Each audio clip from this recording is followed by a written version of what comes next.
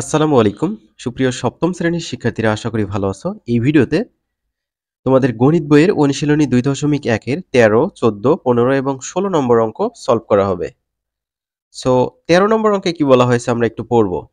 ক অনুপাত খ সমান 4 অনুপাত 7, খ অনুপাত গ সমান 10 অনুপাত 7 হলে ক অনুপাত খ অনুপাত গ নির্ণয় করো। তো আমরা এখান থেকে কি বুঝতেছি? সমানুপাত নির্ণয় করতে হবে। আমরা কিন্তু উদাহরণে সমানুপাত সলভ করে আসছি, কিভাবে বের করতে হয়। তো সমানুপাত আমরা কিভাবে বের করব দেখো। প্রথমে যে অনুপাতটা দেওয়া আছে এটা লিখে নেব। ঠিক আছে, এই যে ক অনুপাত খ সমান 4 অনুপাত 7 এটা লিখে নেব।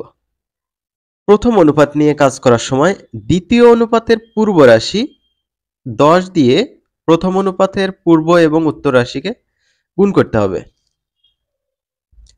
তো এই 10 দিয়ে প্রথম অনুপাতের পূর্ব রাশি 4কে গুণ করলাম, তারপর অনুপাত চিহ্ন দিলাম। প্রথম অনুপাতের উত্তর রাশি 7কেও এই 10 দিয়েই গুণ করলাম।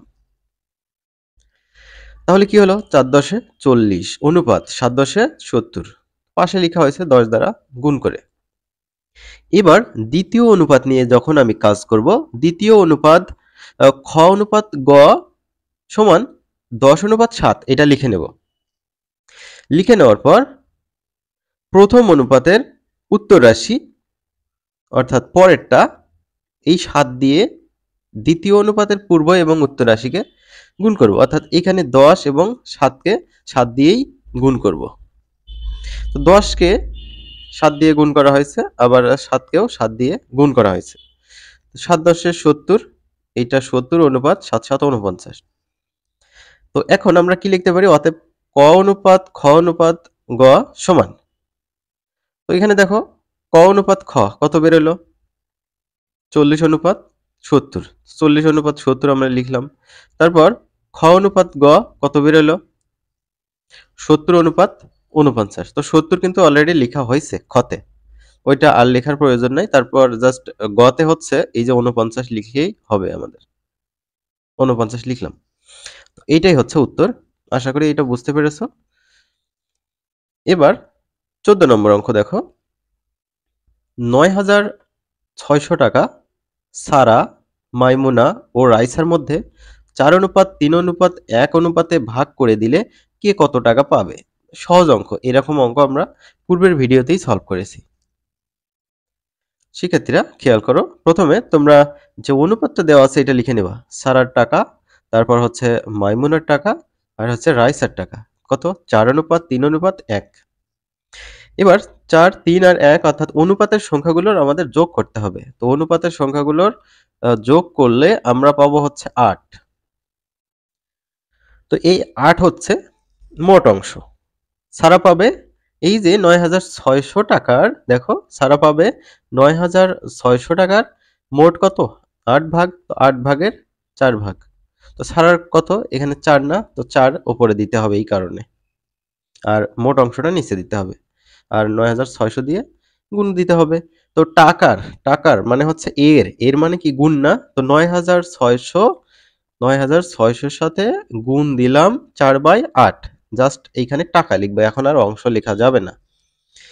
তো 8 দিয়ে যদি আমরা 96 কে কাটি, 8 8 8 12 96, তো দুইটা শূন্য। 4 আর 12 যদি আমরা গুণ করি, 4 12 48, তার সাথে দুইটা শূন্য, 4800 টাকা সারা পাবে। এবার মাইমুনা কত পাবে? ওই যে মোট টাকার 8 ভাগের এই যে 3 ভাগ পাবে, যেহেতু সারার হচ্ছে 4, মাইমুনার হচ্ছে 3, তাহলে 3/8 অংশ পাবে। তাহলে 9,600 গুণ 3/8 এত টাকা। তো এখানে কাটলে কত হয় আমরা এখনই দেখলাম, 1200। 3 আর 1200 গুণ করলে 3600 পাবো। এবার রাইসা কত? এই যে রাইসার হচ্ছে 1 আছে, তাই না? এখানে 1, তাহলে 8 ভাগের 1 ভাগ সে পাবে। কত টাকার? 9,600 টাকার 8 ভাগের 1 ভাগ পাবে। দেখো আমরা সেটাই লিখেছি, 8 ভাগের 1 ভাগ। তো সেম ভাবে 9,600 গুণ 1/8 এত টাকা। 8 কে 8 এখানে কাটলে হবে হচ্ছে 1200, 1200 সাথে 1 গুণ করলে 1200। তাহলে উত্তর দেখো, এই যে উত্তর 4800, 3600 আর হচ্ছে 1200। সারা পাবে এত, মাইমুনা পাবে এত, আর হচ্ছে রাইসা পাবে এত। তো শিক্ষার্থীরা, এটা খুবই সহজ ছিল অঙ্কটা। এবার 15 নম্বর দেখো। বলছে যে 3 জন ছাত্রের মধ্যে 4200 টাকা তাদের শ্রেণী অনুপাতে ভাগ করে দেওয়া হলো। তারা যদি যথাক্রমে ষষ্ঠ, সপ্তম, অষ্টম শ্রেণীর শিক্ষার্থী হয়, তবে কে কত টাকা পাবে শ্রেণী অনুযায়ী? অর্থাৎ প্রথম এখানে ষষ্ঠ বলা আছে, তো 6, তারপর সপ্তম মানে হচ্ছে 7, অষ্টম মানে 8, এভাবে ভাগ করে দিতে হবে। তো এখানে বোঝাই যাচ্ছে ষষ্ঠ শ্রেণীর শিক্ষার্থীরা একটু কম পাবে, সপ্তমেরটা একটু বেশি পাবে, অষ্টমেরটা আর একটু বেশি পাবে। 15, 3 জন ছাত্রের শ্রেণীর অনুপাত দেখো, ষষ্ঠ, সপ্তম আর অষ্টম, তো 6, 7, 8 অনুপাত করে লিখে নেওয়া হয়েছে। এবার তাদের প্রাপ্ত টাকার অনুপাতগুলো কি ওই যে শ্রেণীর অনুপাতের সমান হবে, 6, 7 আর 8 একই। তো অনুপাতের সংখ্যাগুলোর যোগফল 6, 7 আর 8 যদি আমরা যোগ করি 21 পাবো। তো এই যে 4200 টাকা আছে, এটা আমাদের এখন ভাগ করে দিতে হবে। ষষ্ঠ শ্রেণীর শিক্ষার্থীরা পাবে এই যে 4200 টাকার কত অংশ পাবে? 4200 টাকার হচ্ছে এই যে 21 ভাগের 6 ভাগ, যেহেতু ষষ্ঠ শ্রেণীর জন্য হচ্ছে 6, তাহলে 6/21 বা 21 ভাগের 6 ভাগ। তো এখানে 4200 টাকার মানে হচ্ছে এর মানে হচ্ছে গুণন, 6/21 আমরা এখানে দেখতে পাচ্ছি, তারপর এখানে টাকা লিখতে হবে। 21 কে 21, 21 দুগুণে 42, দুইটা শূন্য কেটে আমরা উপরে দিতে পারি, তাহলে 200 হলো। তাহলে 200-র সাথে উপরে 6 গুণ, তো 6 দুগুণে হলো 12, এইটা গুণ, হ্যাঁ। এবার সপ্তম শ্রেণীর শিক্ষার্থীরা পাবে কত? ওই যে 4200 টাকার, সপ্তমের জন্য হচ্ছে কত? 7, সপ্তমের জন্য 7, সো 21 ভাগের 7 অংশ পাবে। তাহলে 4200 এটা, তারপর হচ্ছে গুণ 7/21 এত টাকা। তো আমরা কাটাকাটি করব, 21 কে 21, 21 দুগুণে 42, দুইটা শূন্য কেটে উপরে দিলাম, 7 আর 200 গুণ করলে 7 দুগুণে 1400 টাকা। এবার অষ্টম শ্রেণীর শিক্ষার্থী পাবে, দেখো অষ্টম শ্রেণীর জন্য এখানে অনুপাত কত ছিল? অনুপাত ছিল 8, তো 21 ভাগের 8 ভাগ পাবে।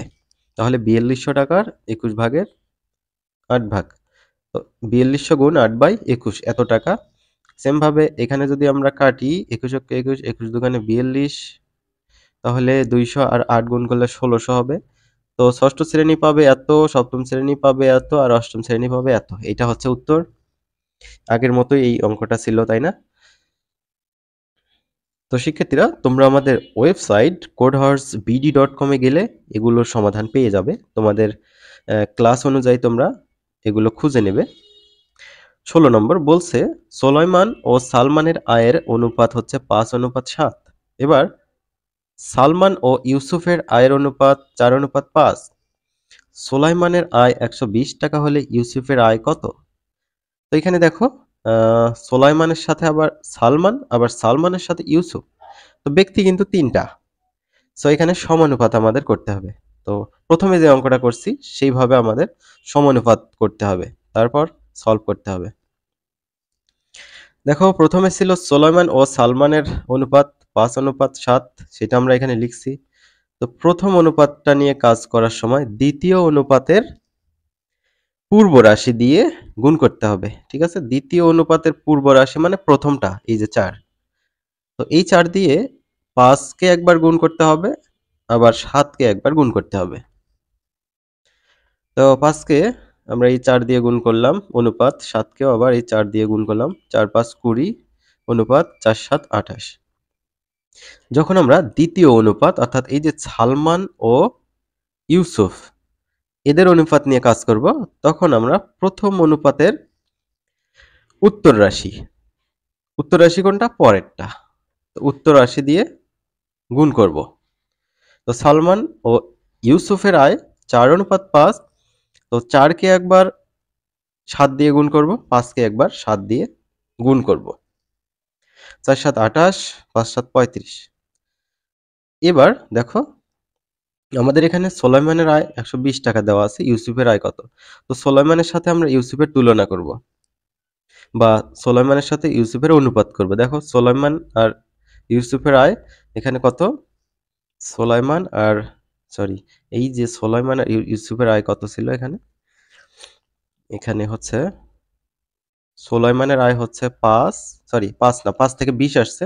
আর ইউসুফের আয় হচ্ছে শেষেরটা 35। তাহলে 20 আর 35 এটা আমরা তুলনা করব, ঠিক আছে? এই যে দেখো 20 আর 35 তুলনা করা হয়েছে সুলাইমানের আয় অনুপাত ইউসুফের আয়, এটা লিখার পর। তো তার আগে আমরা সমানুপাতগুলো লিখব। সুলাইমানের আয়, সালমানের আয় আর হচ্ছে ইউসুফের আয়। সুলাইমানের 20 আর হচ্ছে সালমানের হচ্ছে 28 আর হচ্ছে ইউসুফের হচ্ছে 35। তো সুলাইমান আর ইউসুফ লিখে নিলাম এই যে এই লাইনে। লিখে নেওয়ার পর ইউসুফের আয়টা আমরা ধরে নিলাম, কারণ ইউসুফের আয়টা আমাদের বের করতে হবে। তো এটা আমরা জানি না, দেখো ইউসুফের আয় কত, এটা ধরে নিলাম ক। তো সুলাইমানের আয় হচ্ছে 120, সেটা লিখছি। ইউসুফের আয় আমরা ধরে নিলাম ক, সেটা লিখছি, সমান 20 অনুপাত 35। তো অনুপাত মানে ভগ্নাংশ, তো 120 অনুপাত ক মানে 120 বাই ক সমান 20 অনুপাত 35 মানে 20 বাই 35। আমরা এই কোণা আগে গুণ করে বাম পাশে লিখবো। দেখো ক এর সাথে 20 গুণ করলে 20 ক, আবার 120 এর সাথে 35 গুণ করে এটা ডান পাশে রাখতে হবে। এখান থেকে আমরা ক এর মান বের করব। 20 গুণ অবস্থায় আছে, ডান পাশে গেলে 20 ভাগ হয়ে যাবে। 2 দিয়ে যদি আমরা 12 কে কাটি 6 হবে। তো 6 আর 35 গুণ করলে কত হয়? 6 5 6 30 এর 0, 6 3 6 18, 19 20 21। তো 210 টাকা হচ্ছে ক এর মান। ক আমরা কি ধরেছিলাম? ইউসুফের আয়, তাই না? উত্তর ইউসুফের আয় হচ্ছে 210 টাকা। আমরা পরবর্তী ভিডিওতে পরবর্তী যে অঙ্কগুলো আছে সেগুলো আলোচনা করব।